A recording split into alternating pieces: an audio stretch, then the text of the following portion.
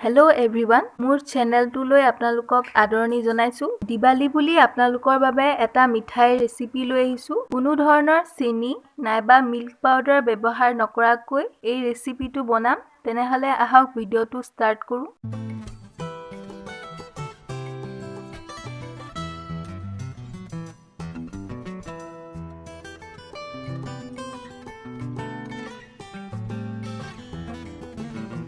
ৰেচিপিটো বনাবৰ কাৰণে প্ৰথমে মই কেৰাহী এখনত ডাঙৰ চামুচেদি 5 চামুচ খাসখাস দি লৈছো খাসখাসখিনি একেবাৰে লো ফ্লেমত 1 মিনিট সময়ৰ কাৰণে অলপমান ভাজি ল'ব এইখিনি অলপমান লাইট গোল্ডেন কালাৰ হোৱাৰ পাছত এইখিনি বাটি এটাত উলিয়াই লৈছো এতিয়া একেখন কেৰাহীতে মই ডাঙৰ চামুচেদি 1 চামুচ ঘিউ দি লৈছো ঘিউখিনি অলপমান গৰম হৈ গৈছে এতিয়া ইয়াত 1 কাপ কাজু আৰু 1 কাপ আলমণ্ড দি লৈছো এতিয়া গেছটো মিডিয়াম লোত ৰাখি কাজু আৰু আলমণ্ডখিনি অলপমান গোল্ডেন ব্ৰাউন হোৱালৈকে ভাজি লম আপোনালোকে যি ড্ৰাই ফ্ৰুট খাই ভাল পায় সেইখিনি ব্যৱহাৰ কৰিব পাৰে কাজু আৰু আলমণ্ডখিনি অলপমান গোল্ডেন ব্ৰাউন হৈ গৈছে এতিয়া এইখিনি প্লেট এখনত উলিয়াই লৈছো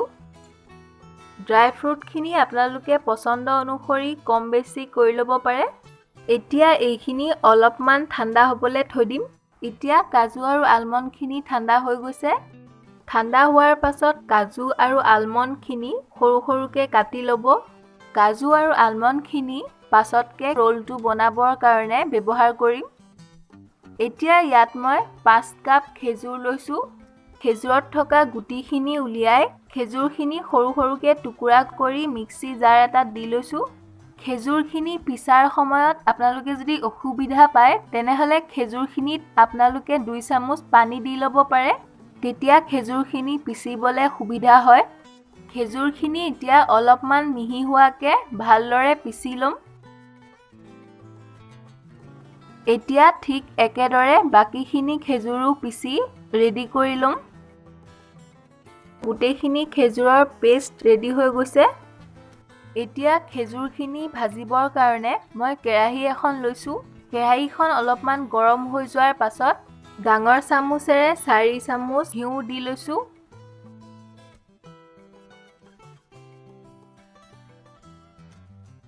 ঘিউখিনি দিয়াৰ পাছত ইয়াত খেজুৰৰ পেষ্টখিনি দি ল'ব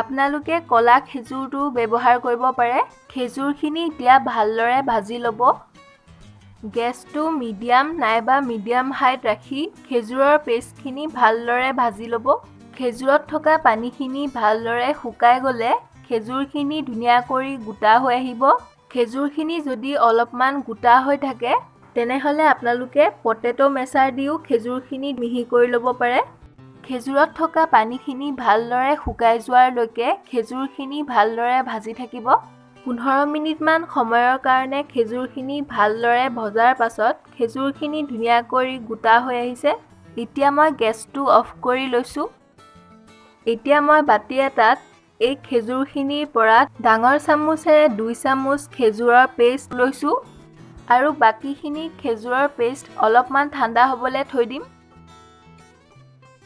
এতিয়া এইখিনি খেজুৰত আমি ভাজি থোৱা খাসখাসখিনি অলপমান দি লম আৰু অলপমান ৰোলটোৰ ওপৰত দিবৰ কাৰণে ৰাখি থম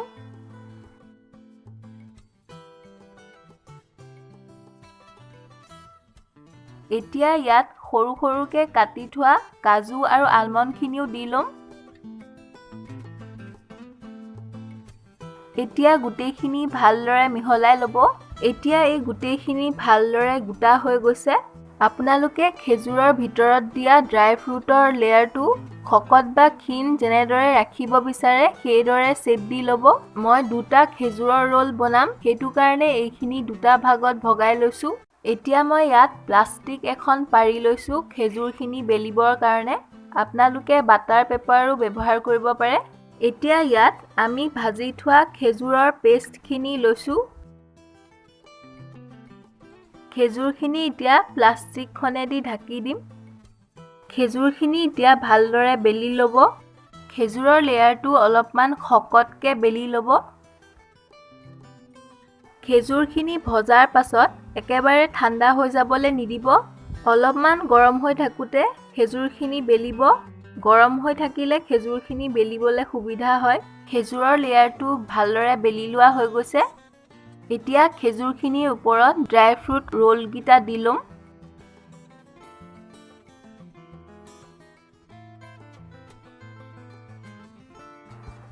এতিয়া খেজুৰৰ লেয়াৰটো ভালদৰে টাইট কৰি ৰোল কৰি ল'ম।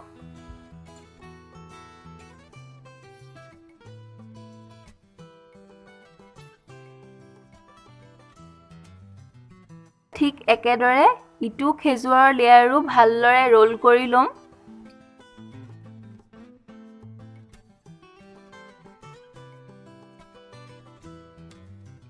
খেজুৰৰ ৰোলকেইটা ৰেডি হৈ গৈছে।